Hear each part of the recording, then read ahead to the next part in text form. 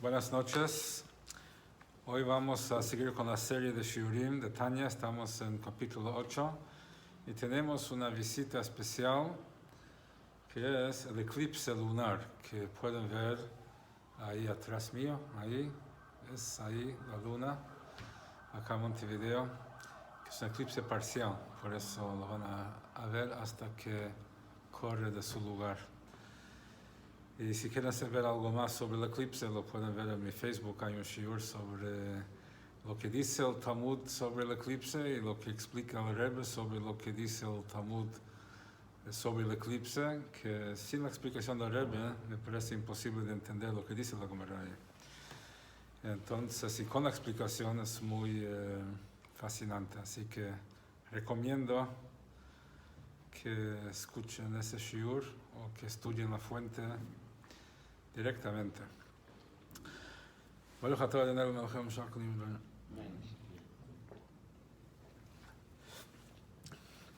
Entonces estamos estudiando hasta ahora el tema de los distintos tipos de clipot, que vienen a ser cáscaras. Que hay tres realidades en el mundo, dijimos, está lo que es transparente, lo que es opaco y lo que es translúcido. Y la idea es transparente, son aquellas cosas que dejan pasar y manifiestan la presencia de Hashem, que vendría a ser todo lo que sea una mitzvah. Opacos, todo aquello, pensamientos, acciones y palabras que niegan la existencia de Hashem o hasta ignoran la existencia de Hashem. Y después está lo que se llama la cáscara translúcida, que puede transformarse o en transparente o en opaco, de acuerdo al uso que se le da. Por ejemplo, ese vaso de agua que recién tomé. Uno puede tomarlo sin decir la bendición, sin reconocer a través de eso la mano de Dios, quien creó y sigue creando ese agua y todo el proceso de tomar agua, etc. Y uno puede tomarlo para tener fuerza para hacer cualquier cosa. O uno puede tomar, si lo haría de esa manera, lo transforma en algo opaco. Si toma el vaso, dice la braja, y la intención de tomar el agua es para vivir, para servir a Dios, entonces ahí transforma esa agua en una herramienta para manifestar la presencia de Hashem en el mundo. Lo transforma en algo transparente en ese sentido. Ahora, hablamos la diferencia entre las cosas permitidas y las cosas prohibidas, que las cosas prohibidas uno no las puede elevar, uno no puede transformar algo opaco en transparente. Por más que puedes transformarse en un catalizador que acerque a uno a Dios, y de esa forma uno retroactivamente puede reconfigurar su comportamiento. Así que cuando recién me preguntaron cómo está todo, y digo, mejor imposible, me preguntaron por qué, y dije, porque lo que ya pasó, pasó y no puede ser mejor. O sea, hasta ahora, mejor imposible. Imposible que sea mejor. Pero de hecho es posible que sea mejor, porque una persona que hace teshuva redefine retroactivamente sus acciones. O sea, lo que antes fue algo totalmente negativo, si hizo algo, una transgresión, si hace teshuva motivado por amor a Dios, que viene como consecuencia de su distanciamiento causado por su transgresión, entonces eso reconfigura toda esa situación, transformándolo en algo con un resultado positivo. Pero eso no es, es una consecuencia de lo que hizo, pero uno no puede agarrar algo de las tres clipot impuras, o sea, de lo que es opaco, y ex profeso utilizarlo para servir a Dios. Es otro tipo de sistema, o sea, entonces, de eso hablamos en el capítulo anterior. Ahora va a explicar, o sea, qué hay en el tema de las comidas prohibidas. También había explicado qué significa comida permitida y comida prohibida, permitida en hebreo se dice mutar. Mutar significa, de hecho, suelto. Suelto significa que no está atado. Asur significa atado. O sea, de que las cosas prohibidas están atadas a las fuerzas negativas y uno no puede liberarlas y utilizarlas para elevarlas. A diferencia de las cosas permitidas, que son mutar, que son sueltas,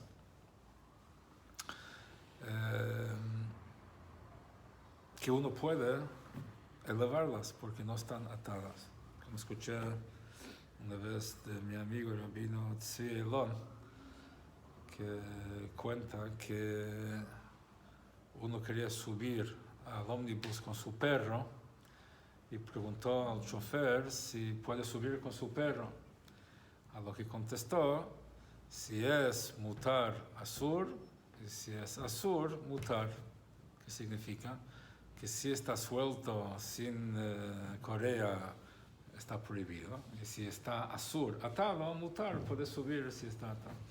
Entonces ahí vemos ese concepto de asur y mutar, o sea, de que permitido, suelto. Entonces, eso es lo que va a explicar ahora el tema de la comida prohibida. Y va a ampliar el concepto.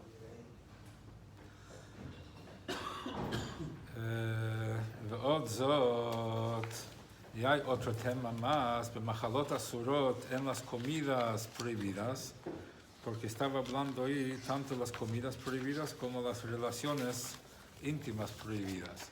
Entonces acá está explicando algo que hay especialmente, o sea, una característica especial que hay en las comidas prohibidas, שלקח נקראים בשם איסור, por eso se llaman איסור, prohibido, מפני שאף מי שאכל מאכל איסור, porque inclusive uno que comió una comida prohibida, בלא הודע, sin intención, o sea, no tuvo la intención de transgredir, comió porque no sabía, pensó que era kasher y no era, לשם שמיים, lo hizo con la intención de servir a Dios, לעבוד השם בכוח אכילה ההיא, o sea, quiso servir a Dios con la fuerza de esa comida, וגם פעל ויעסקן, y no solamente tuvo la intención, inclusive lo hizo, agarró, comió esta comida con la intención de poder ayudar al prójimo y con esa fuerza, con esa comida tuvo la fuerza de ejecutar su objetivo.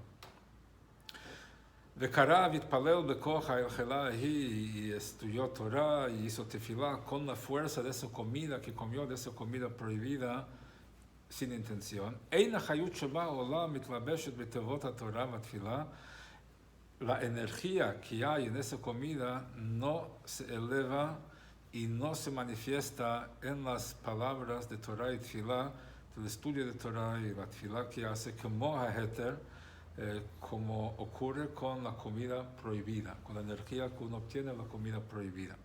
¿Por qué? מפני איסורה בידי הסטרא אחרא, porque está atado en manos de la sitra achra, y de esas fuerzas contrarias a Dios, mishalosh klipot tatmiot, de las tres cáscaras impuras.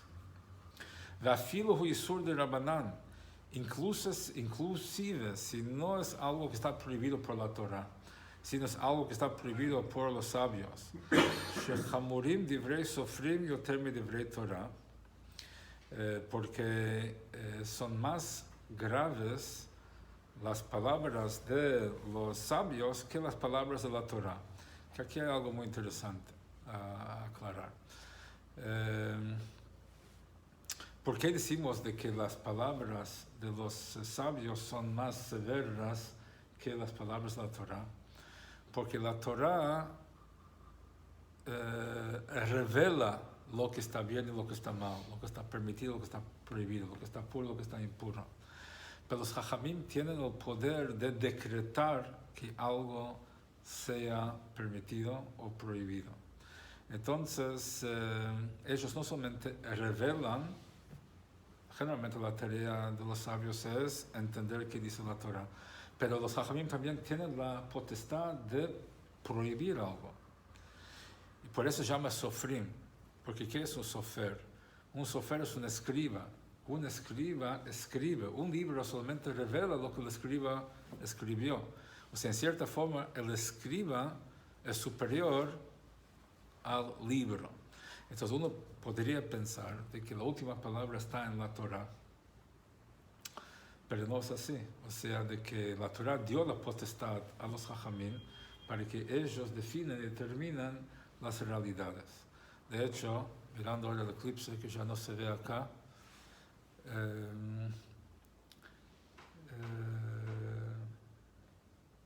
nos trae al tema, todo el tema de Kiddush HaChodesh, todo el tema de santificar el tiempo según la luna, según el ciclo lunar.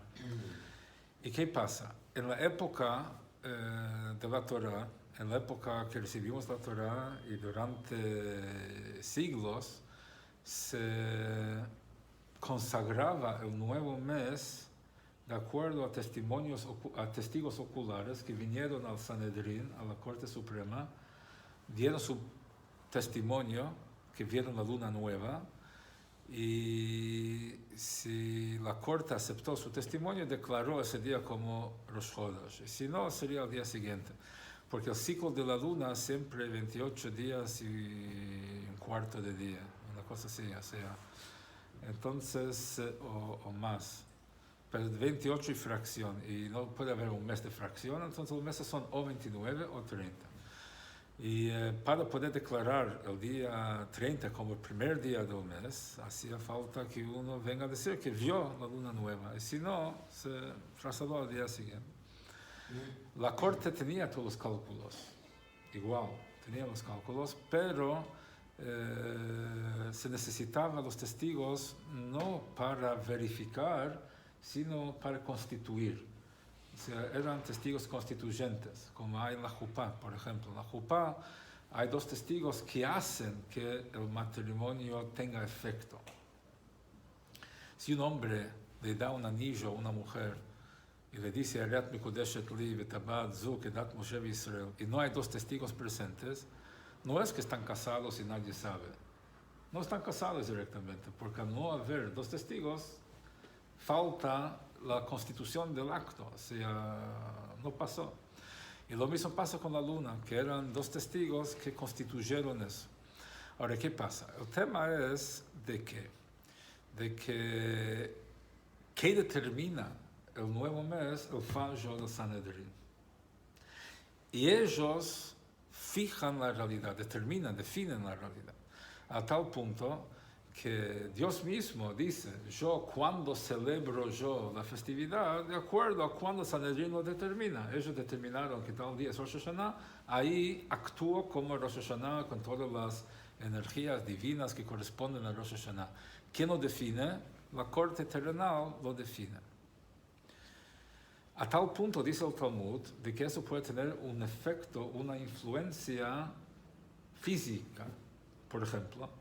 Entonces hay una ley de que una mujer que fue violada pierde su virginidad siempre y cuando ha cumplido 3 años. Si fue violada antes de haber cumplido 3 años, de acuerdo a la halajá, se entiende de que su virginidad vuelve, se cura, se reconstituye, no sé. Entonces, si fue violada antes de cumplir 3 años, entonces vuelve a su estado de virgen. Si fue violada después de haber cumplido 3 años, entonces pierde su virginidad. Entonces, el tema es en cuanto a un año bisiesto, o sea, de que si una chica nació en un determinado mes, en Adar, suponete, nació el 20 de Adar. Y en el tercer año fue violada el 21 de Adar. Significa que fue violada después de 3 años. Y después la Corte decide proclamar este año como un año bisiesto, agregando un mes de Adar. Resulta que ella todavía no cumplió 3 años. Y de acuerdo a lo que si la Corte definió eso, dice, Betulea Josrin, o sea, vuelve su virginidad en base a ese fallo de la Corte que determinó el calendario. Entonces eso es lo que decimos, o sea que los Jajamim, cuando tienen la potestad no solamente de revelar las cosas, sino de actualmente definir las realidades. Por eso decimos que Hamurim, Divrei Sofrim, Yoter mi Divrei Torah, o sea, de que cuando los Jajamim prohíben algo, entonces no es solamente una medida preventiva para no llegar a transgredir algo bíblico, pero la cosa en sí es benigna. No pasa nada, no es así. De que cuando ellos definen que algo es prohibido, lo prohíben. Eso ahora adquiere ese estatus de Shalosh Klipot Atmeyot. Eso ahora adquiere ese estatus de las 3 cáscaras prohibidas, que una ahora no la puede elevar de la misma manera que no puede elevar un pedazo de cerdo. Cerramos paréntesis sobre ese tema. Entonces, si es algo, una comida prohibida, aun si la prohibición viene de origen rabínico, entonces no lo puede elevar. Por lo tanto, también el Yetzer Hara y el instinto de desear cosas prohibidas, Hushed Meshedin Uchrain, Shu Yetzer Hara Shulumot Avdei Umot Haolam. Entonces, el deseo por algo prohibido es un deseo que viene de afuera, es algo importado de las naciones del mundo que pueden tener una atracción hacia eso. El judío por naturaleza no tendría una atracción hacia algo prohibido, ahora vamos a ver por qué, pero es una vestimenta, es un filtro agregado de afuera. Y el ejemplo es así. Hay una ley, una halajá que dice que si yo le doy a un amigo un chivo para cuidar, y yo le doy a un amigo un chivo para cuidar, lo deja en su jardín con la puerta abierta y el chivo se escapa, ¿es responsable o no es responsable? Depende. ¿De qué? ¿Se le dio para cuidar gratis o le pago para cuidarlo? Gratis también. Entonces, ¿qué es un shomer hinam? ¿Es responsable? Shomer Hinam te pregunto, eso no es. Yo pregunto si es responsable por ser shomer hinam. Pero un Shomer Hinam es culpable por pshia. Si fue negligente, es culpable. Un Shomer Hinam no es culpable por cosas que no son su culpa. Pero si él fue negligente, es culpable. Entonces, dejar la puerta abierta, ¿es negligente o no? Sí. ¿Sí? Ahora, ¿qué pasa si este hombre decidió hacer un asado y prendió fuego y todo, y el chivo decidió saltar adentro del fuego? ¿Es culpable o no es culpable? No tomó medidas para proteger al chivo del fuego. Y el chivo decidió entrar al fuego. No es el camino del chivo normalmente de tirarse al fuego. Entonces, el tipo no es culpable porque justamente por lo que decís. Porque no es la naturaleza de un chivo querer escaparse. Entonces, si yo dejo abierto el jardín, entonces es mi negligencia, porque es de suponer que el chivo se va a escapar. Pero si yo estoy haciendo un asado, tengo la parrilla encendida, no tengo por qué pensar que el chivo va a saltar adentro del fuego. ¿Por qué? Porque es el instinto de cada animal preservar su vida. Y no es normal que un chivo salte adentro del fuego. Entonces yo no tengo por qué prever un chivo loco. Entonces no es mi negligencia, no soy responsable. Entonces, ¿a dónde voy con todo esto? Donde voy con todo esto es que un ser humano también tiene ese instinto de autopreservación. Nadie va a hacer algo que atenta contra su vida, contra su vitalidad. ¿Cómo es entonces? Imagínate, por ejemplo, uno está agarrado de una cuerda, ¿no? Está agarrado de una cuerda, está haciendo alpinismo, está agarrado de una cuerda, va a cortar esa cuerda no, va a hacer todo para agarrarse fuerte de esa cuerda y no perjudicarla. La Neshama es una cuerda con 613 hilos que nos conecta con nuestra fuente. Entonces, cada mitzvah que hacemos fortifica un hilito. Cada transgresión que hacemos corta un hilito. ¿Cómo puede ser que uno haga algo en contra de su propia vitalidad y su propio bienestar?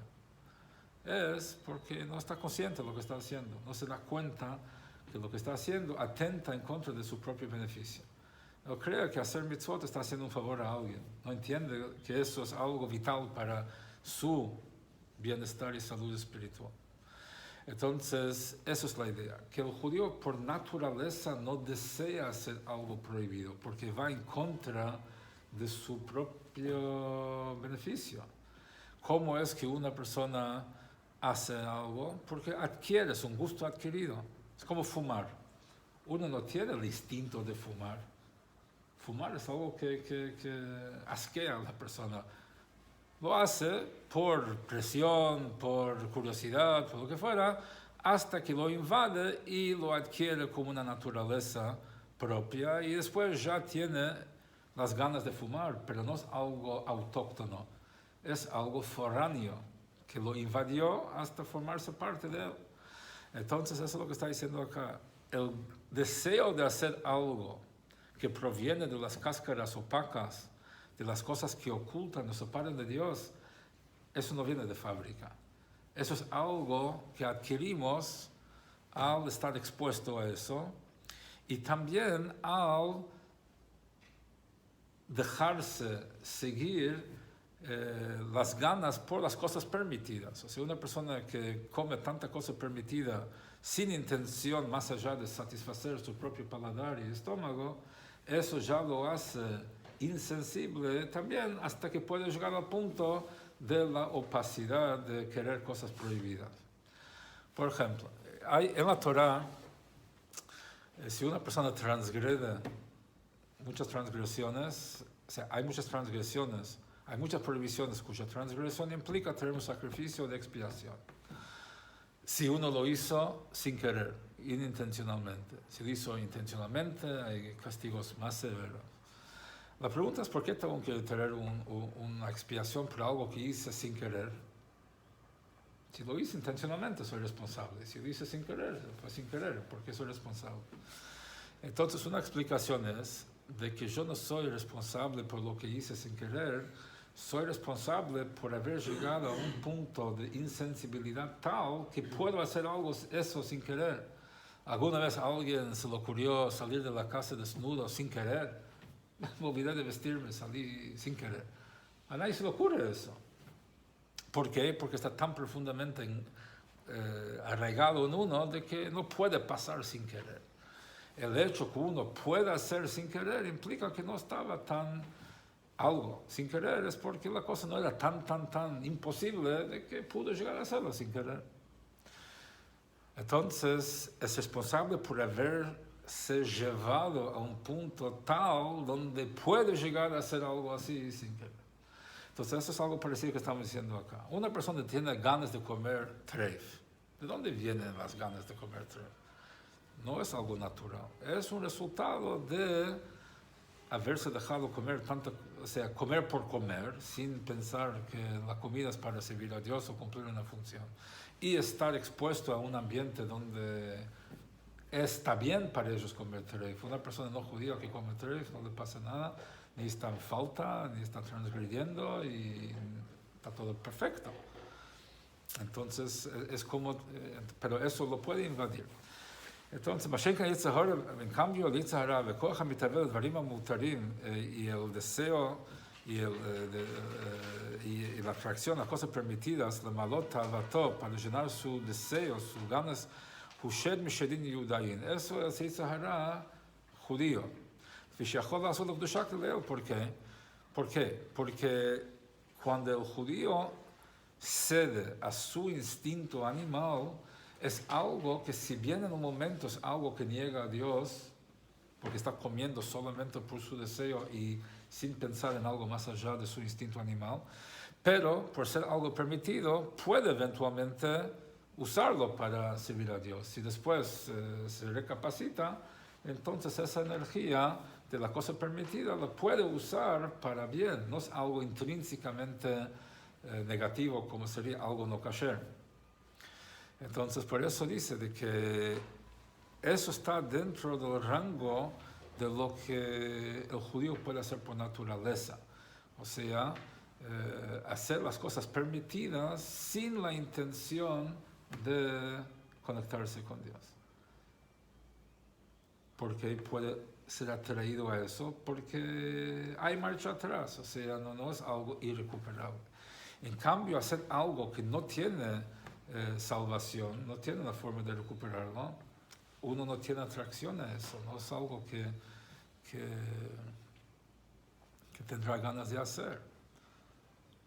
O sea, uno puede tener ganas de comer como un glotón comida digerible. Va a llegar con el hígado explotando y va a sentirse mal, pero va a pasar y tal. Pero nadie tiene ganas de comer algo indigerible, si no va a comer piedras y plástico y clavos. O sea, no tiene ganas de comer eso porque es algo que no tiene cómo, no tiene cómo transformarse en algo positivo eso. Solo le puede hacer daño.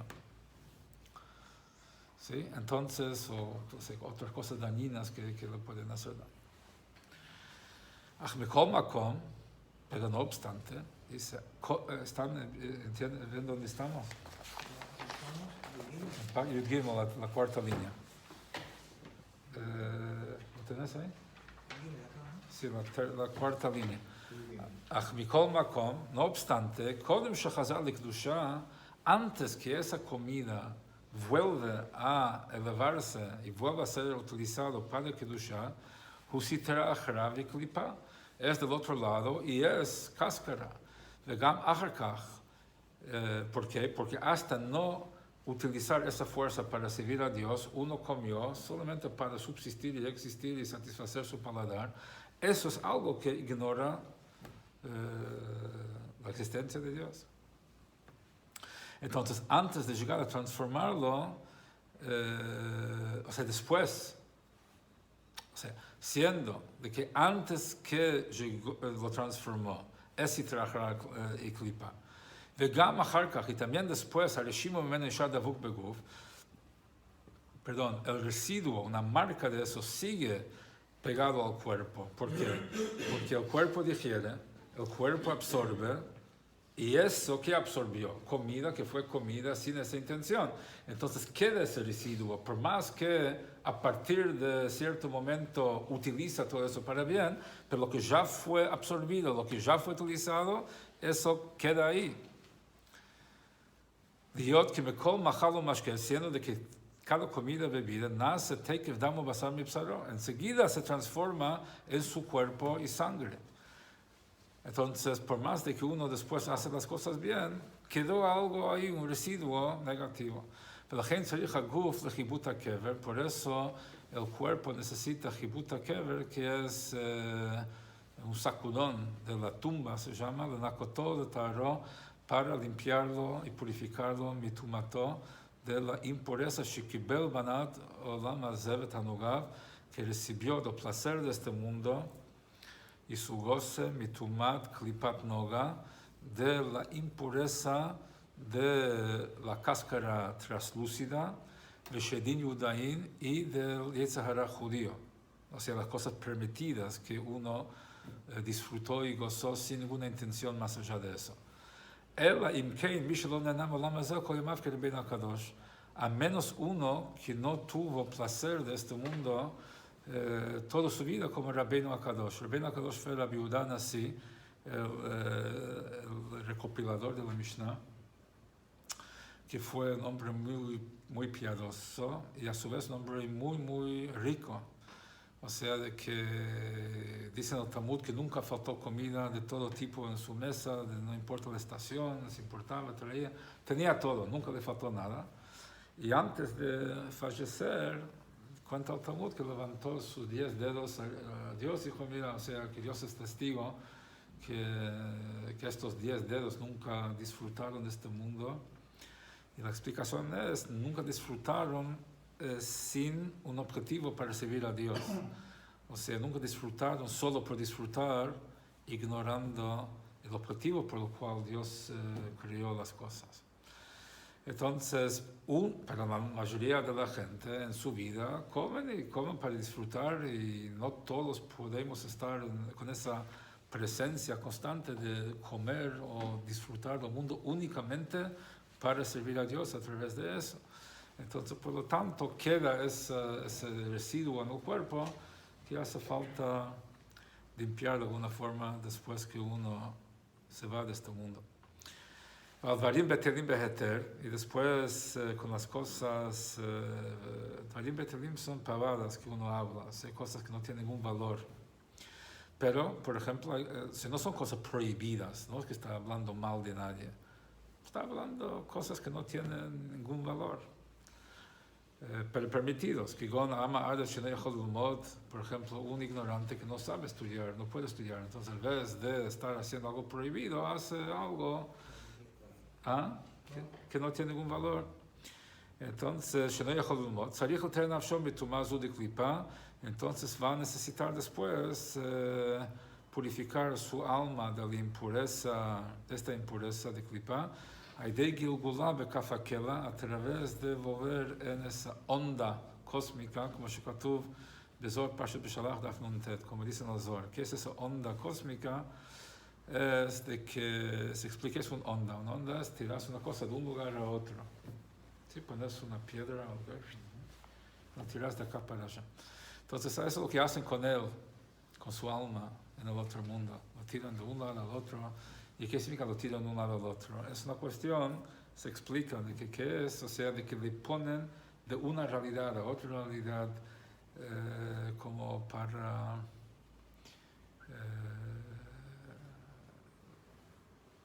limpiarlo. O sea, esas son las consecuencias de su...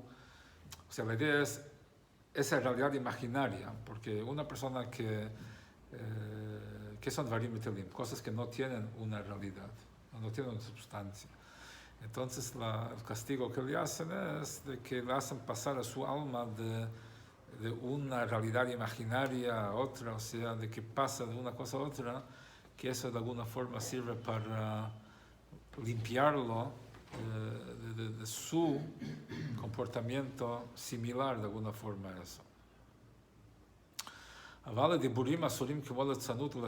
Pero las palabras prohibidas como por ejemplo litzanut, burlarse, velashon hara y hablar mal de otro, que cosas parecidas, hablar mal, no palabras sin sentido, palabras malas, que esas son de las tres cáscaras totalmente impuras,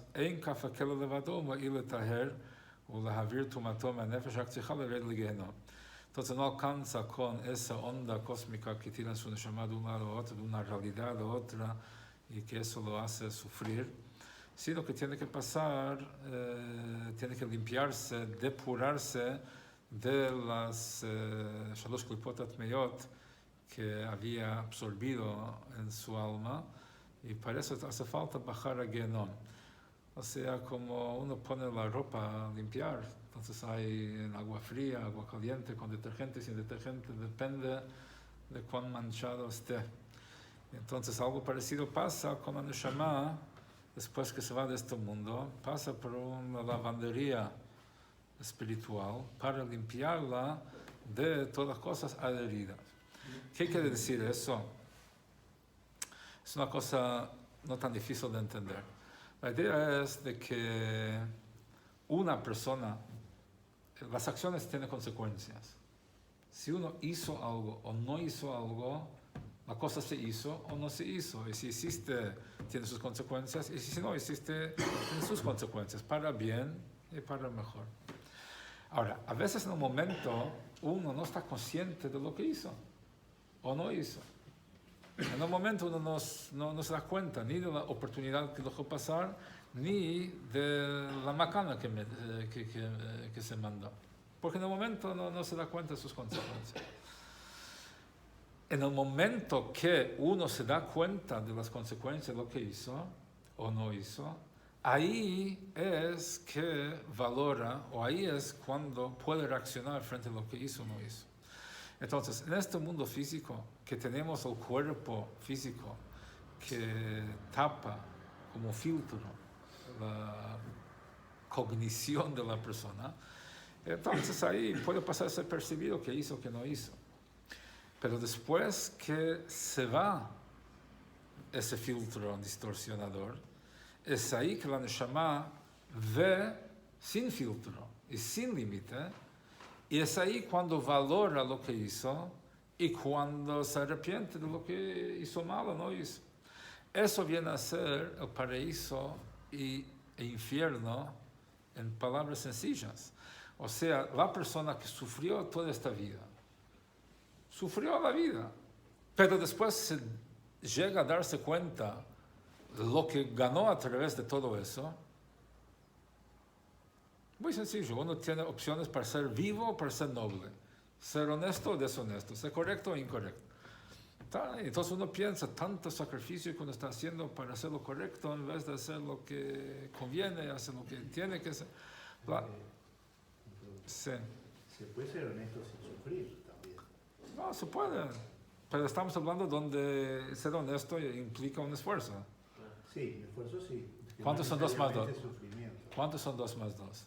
2 más 2, 4. No te implicó mucho sufrimiento contestar la verdad. Pero a veces en la vida hay situaciones que no es tan fácil decir la verdad. Y ahí requiere sufrimiento, o sea, implica sufrimiento decir la verdad a pesar de que puede convenir o no. Muchas veces no sacrificio, pero estamos hablando de cuando sí.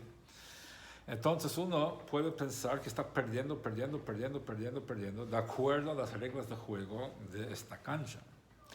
Pero después se va para el otro lado y ahí ve la cosa por lo que es, y ahí se hizo las cosas bien, tiene una satisfacción eterna, y si hizo las cosas mal, tiene un sufrimiento eterno. ¿Sabes cómo es? Es como hacen una alfombra persa. Si tú lo miras del lado de atrás, ves nada. O sea, te dicen, haz esto, y no ves sentido ninguno a todo lo que estás haciendo. Y tú puedes decir, ¿sabes qué? No lo voy a ¿qué? Me voy a hacer esa pavada de atar este hilo con este hilo, este nudo, este nudo. Es un balagán total y no sale nada como las alfombras persas que todo el mundo sabe. Me están haciendo perder el tiempo. Okay.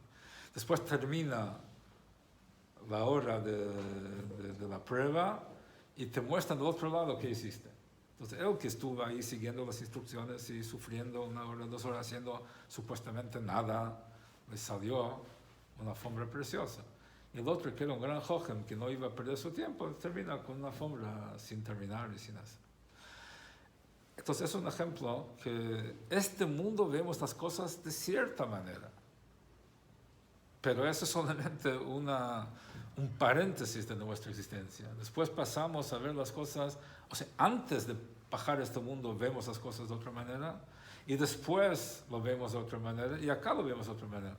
Entonces, eso es lo que dice. O sea, de que una persona que en el momento, sí, hablé pavadas, sí, no dije nada, no dañé a nadie, no, ok, no es tan grave como haber dicho cosas que sí atentan contra otro, y otras cosas, ¿no? Pero cuando el alma se va de aquí y ve las cosas por lo que son realmente, no por lo que parecían ser con esos lentes distorsionadores, entonces eso viene a ser su Gan Eden o su Gehenam.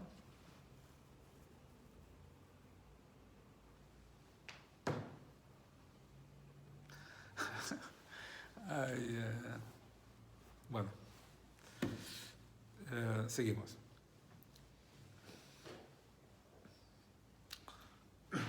Me hace recordar una historia que un tipo que en este mundo era un gran comerciante, muy adinerado, mucha plata, mucha cosa, muy exitoso, todas las tapas de todas las revistas, y billonario, trillonario. Y bueno, llega al otro mundo y ahí le sacan la cuenta de su vida. Y el tipo, un gran fenómeno en la tierra, pero allá, o sea, mérito ninguno. ¿Qué hiciste por alguien? Nada, todo lo que hiciste para vos. Entonces aquí todo eso no nos importa. Al final viene un ángel ahí, medio rengo, y dice, yo tengo acá un mérito de este señor que una vez dio 10 centavos a un pobre en la calle, le dio 10 centavos, entonces no es que no hizo nada en su vida. Entonces ahí empezó todo un dilema, ¿qué hacemos? Mandarlo al infierno no puedes porque tiene un mérito. Mandarlo al paraíso tampoco, 10 centavos que... Bueno, al final están deliberando hasta que sale Dios a definir. Dice, devuélvenle los 10 centavos y que se vaya al infierno. Suena mejor en inglés. Give him back his 10 cents and let him go to hell. Anyway, entonces... Suena mejor. Entonces, eso es un poco la idea. O sea, acá, el gran fenómeno, o sea, nadie le sacó un peso para el tzedakah. Llega allá y ya el criterio cambia. Así también una persona que tiene la oportunidad de ocuparse con el estudio de Torah y en vez de hacer eso se ocupa con cosas sin valor. Entonces el kafakela, esa onda cósmico, no alcanza para depurarlo, la marcarlo, para depurarla y limpiarla. Rak onshim hamorim shemanishim al bitul Torah bepratud, sino necesita los castigos graves, o sea, ahí con mucho detergente y mucha agua muy caliente por bitul Torah, por haber dejado pasar la oportunidad de estudiar Torah. Beperatut, o sea, lo que se castiga por eso en particular, además del castigo general por haber dejado pasar la oportunidad de hacer una mitzvah, aquí además hay un valor agregado por haber dejado la oportunidad de estudiar Torah, particularmente. Mahmatat Sluz, si lo hizo por pereza, si hay que entender, si una persona tiene obligación de trabajar y descansar, si no es que uno tiene que estudiar 24 horas al día. Estamos hablando cuando uno no tiene las otras obligaciones que tiene para trabajar y mantener su familia o hacer deporte por su salud o ir de compras o lo que fuera que uno tiene que hacer, ¿no? Estamos hablando que uno no tiene obligación de hacer nada. Tiene toda la oportunidad del mundo de estudiar Torah y en vez de eso lo deja pasar. Eso es lo grave. Sí, esa es la situación que estamos hablando. Entonces lo hace por pereza y ahí viene el castigo Begenom Shel Sheleg, el infierno de nieve. Porque el tema de la nieve es la frialdad, o sea, la indiferencia. Si una persona falla y cae por dos temas, hay los dos venenos que hablamos siempre, veneno de víbora y veneno de escorpión. Veneno de víbora es un veneno caliente. Veneno de escorpión es veneno de frío. También físicamente es así. El veneno de la víbora ataca la sangre. El veneno del escorpión ataca el sistema nervioso. El Rambam lo describe muy ampliamente. Todo tiene venenos, antídotos. De todas maneras, eso también espiritualmente es así. Hay dos venenos que atentan contra la salud espiritual del judío. El veneno caliente, que es la atracción hacia cosas prohibidas, caliente, y frío es la indiferencia en cuanto a las cosas sagradas y las cosas que uno... La indiferencia, no le interesa. O sea, una cosa es uno tiene esa temperatura, o sea, está atraído por otra cosa que la Torah prohíbe, que es mejor que lo otro. Por eso hay una ley, alajá, si vos estás haciendo la midá y ves una víbora acercándote, no hay que interrumpir la tefilá. Si ves un escorpión, interrumpí y rajate. Porque también espiritualmente, la idea es uno está haciendo tefilá, conectado con Dios, si le viene una calentura, si le viene una atracción hacia algo negativo, no es tan terrible, porque mientras tiene señal de vida, lo puede canalizar para bien. El problema es cuando hay frialdad, eso es una señal de muerte, y eso es una cosa que uno tiene que atender porque es peligroso. De todas maneras, lo que dice acá también distingue entre los dos infiernos, el infierno de fuego y el infierno de nieve. El infierno de fuego, eso viene a depurar a la persona de las cosas negativas que hizo por calor, por atracción a la cosa negativa. Y el infierno de nieve es para expiar a la persona las cosas que hizo por indiferencia. O sea, las cosas que dejó pasar simplemente por pereza. וכן עוסק בחוכמות אומות העולם, y así pusieron de Gilulín por la censura. Y así también uno que se ocupa en estudio de materias seculares. בכלל דברים בטלים יחשב, también se considera דברים בטלים cosas sin contenido. לעניין עוון ביטול תורה en cuanto a la transgresión de no estudiar Torah se refiere, como שכתוב בהלכות יוממות תורה, como dicen las halajot referentes al estudio de Torah. O sea, de que uno que puede estudiar Torah, en vez de eso estudia otras ciencias, eso también está considerado anulando la oportunidad de estudiar Torah. Pero hay otra cosa además, no es lo mismo que pavadas, porque o sea que es mayor la impureza de las ciencias, es peor que las pavadas, porque uno que habla pavadas es solamente dando expresión a sus emociones, o sea, sus ganas. Eso viene del elemento de aire que hablamos, de que hay 4 elementos, agua, fuego, aire y tierra. Entonces, pavadas es como el aire, viene del elemento de aire que es algo sin sustancia. Que entonces eso viene, digamos, que cuando uno pasa el tiempo hablando cosas sin contenido, eso es dando expresión al elemento de aire que tiene. שבנפשו הלקית כתומת מלבישם טמא רק כמידות מסוד הרוח הקדוש שבנפשו הלקית מתומת קליפת נוגה שבדברים בטלים מביאים מסוד הרוח הרע שבקליפה זו.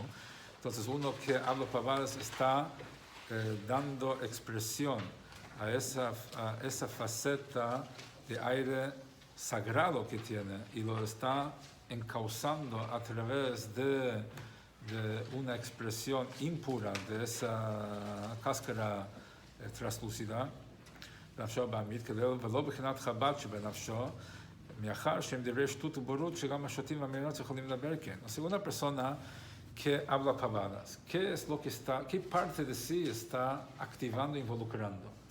No involucra su inteligencia porque no necesita inteligencia para hablar pavadas. Es algo de un rango inferior, o sea, está hablando de algo que tiene que ver más con las emociones que con el intelecto, porque son pavadas.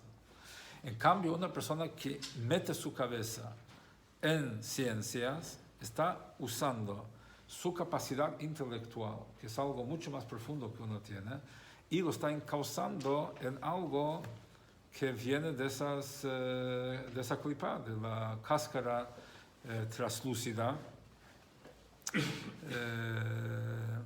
porque es algo que de por sí no expresa la presencia de Dios, no expresa nada que tiene que ver con Dios. Entonces, ahora vamos a ver una excepción. O sea, está contaminando el intelecto de su alma divina, en la impureza de la cáscara translúcida que hay en estas disciplinas, en estas sabidurías, que cayeron ahí cuando se rompieron los utensilios, que vamos a ver ahora lo que quiere decir, de la parte trasera de la Jochma de Kedusha que duele lo de Gen. Quiere decir lo siguiente. Si una persona te viene y te pregunta, ¿qué te pareció este libro? Y te empieza a analizar el papel, la tinta, el gusto del papel, ¿no? O vi una vez una caricatura, 2 chivos hablando, están comiendo una película que estaba en la basura, están comiendo, y dice el otro, ¿qué tal te gustó la película? Dice, me gustó más el libro que la película. Entonces, sí, está comparando. O uno te va a explicar todas las características del libro. El papel, el color, la tinta, la calidad, el diseño, menos el contenido, ¿no? Del contenido nada, no le importa, no le interesa, quizás ni lo entiende. Entonces sí, está hablando del libro, pero no puedes comparar este tipo hablando del libro como el que entiende lo que el libro dice, está hablando del contenido del libro. Esa es la comparación para entender la relación entre las ciencias y la Torah. La Torah es la sabiduría máxima que hay de cada cosa y la ciencia te capta fragmentos. Otro ejemplo, un ejemplo que trae el Rebbe, por ejemplo, es una palabra. Una palabra está compuesta de letras. Es cuando tenés el conjunto de letras que tenés el concepto representado por la palabra. Cuando vos separás las letras, tenés los mismos elementos que la palabra, pero ya no tenés el sentido que tiene la palabra. Tenés la palabra maim, significa agua, cuando están juntos. Ahora, separar la mem por un lado, la yud por otro y el otro mem por otro lado, y analizás cada letra de por sí, estás analizando lo mismo, pero no es lo mismo para nada. Porque lo desarticulaste y estás... O otro ejemplo que uno podría pensar es como un ser bidimensional tratando de entender una realidad tridimensional. Imagínate un punto adentro de un círculo. No puede salir del círculo. Viene un ser tridimensional y dice, ¿por qué no pasas por arriba de la línea de la circunferencia? Vas a salir. No existe en un mundo bidimensional pasar por arriba de... No hay un arriba de... No hay esa dimensión. Hay largo y ancho y nada más en un mundo bidimensional. Entonces lo que está diciendo y lo que vemos a través de otros que dicen Rambam y hermano, sea de que las ciencias vienen a ser como ayudantes de la sabiduría de la Torah, pero nada que ver, o sea, y solamente tiene sentido cuando están al servicio de la Torah, porque si no, no tiene un valor independiente. Imagínate agarrar pimienta y comer, no tiene sentido. Pimienta en una comida le agrega gusto. Aceite agregado a la comida agrega gusto, pero pues agarrar una botella de aceite y tomarla, ¿no? Entonces, eso es un poco la comparación, es lo que está diciendo. Uno tiene la neshama, tiene el chabad, tiene su seijo, tiene todo para entender. Entonces, y cuando lo canaliza para una de las sabidurías seculares, entonces lo está reprimiendo, no le está haciendo justicia al potencial que tiene. Y eso quiere decir de que son estas sabidurías que cayeron ahí cuando se rompieron los utensilios, significa esta descomposición de las palabras y quedan con letras, nada que ver con la sabiduría máxima. Hablamos de eso una vez, o sea, de que una vez se preguntaron a Rebbe cómo puede ser de que la ciencia, la psicología y la Torah, la Havdil, llegaron a conclusiones muy diferentes en cuanto a lo que es la esencia de la persona. De acuerdo a la psicología, el hombre es un animal, o sea, es una puja de instintos animales que el hombre tiene. De acuerdo a la Torah, la esencia del hombre es divino, es una alma divina. ¿Cómo llegaron a dos conclusiones tan diferentes? El Rebbe dice de que es como una sala de su casa, ve un jardín, está todo lindo, todo arreglado, cava un poco, encuentra cachivache, encuentra gusanos, piedras rotas, vidrio roto, todo. Y después va muy profundamente y encuentra agua cristalina. Entonces eso es lo que dice, que la psicología tiene herramientas para llegar hasta el subconsciente. Y la Torah te habla de la esencia, es algo que está fuera del alcance de la psicología. La psicología no tiene ese lenguaje ni herramientas para llegar. Entonces, uno que quiere entender algo, si lo entiende a través de disciplinas humanas, va a estar limitada, aunque sea correcta, pero parcial, ¿no? Y nada que ver con eso, con la sabiduría de la Torah. Ela imken, salvo con la excepción, o sea, tan cardón lachtoch behen, salvo si las usan como hacha para cortar con ellos, o sea, como una herramienta para ganarse la vida, Dahainu, o sea, que David Parnes mehen berevach lavod Hashem, o sea, para poder ganarse la vida ampliamente para servir a Dios. Entonces, eso ya justifica. Entonces, ahí ya no es klipat noga. Ahí usa esa sabiduría como herramienta para ganarse la vida, para poder servir a Dios con comodidad. Entonces, ahí sí está transformando algo de cáscara translúcida en algo transparente, porque con esa sabiduría que adquiere va a poder servir a Dios mejor. Entonces, es una herramienta destinada a poder servir a Dios. Entonces, para poder, otra opción, o si sabe utilizar esas sabidurías para servir a Dios a través del estudio de Torah. Ese es su motivo porque el Rambam y el Ramban, que fueron grandes sabios, porque estudiaron esas materias, porque ellos supieron utilizarlo para servir a Dios. ¿Cómo usas la ciencia para servir a Dios con tefilá? Porque cuando vos haces tefilá, estás hablando a Dios y tienes que concientizarte de la grandeza de Dios. Y el Rambam dice, ¿cómo puedes concientizarte de la grandeza de Dios? A través de mirar su creación. Y cuanto más entendés de la maravilla de su creación, tanto más podés apreciar la grandeza del Creador y tanto más puedes hacer tefilá con la kavaná correcta. Entonces, una persona que estudia ciencia para poder entender el mundo mejor, para poder apreciar al Creador mejor y ver la mano de Dios, es una forma de utilizar la ciencia para servir a Dios. O uno que estudia ciertas materias en la ciencia para entender mejor la Torah. Por ejemplo, una persona que quiere entender el calendario judío, que el Rambam trae todas las leyes pormenores, o sea, cómo calcular las fases de la luna y calcular todo. Toda una ciencia de astronomía. Además, cita libros de los griegos en el tema. Entonces, uno que quiere estudiar, o lo que fuera, para poder servir a Dios mejor, por ejemplo, hay muchas cosas. O sea, Talmud cuenta que había sabios que se quedaron en el campo para poder entender cuáles fallas en los animales son permanentes y cuáles son transitorias, porque eso determina si un animal primogénito si se puede usar o no usar, si tiene una falla permanente, entonces queda descalificado del Mizbeach, y si es una cosa que es pasajera, entonces no.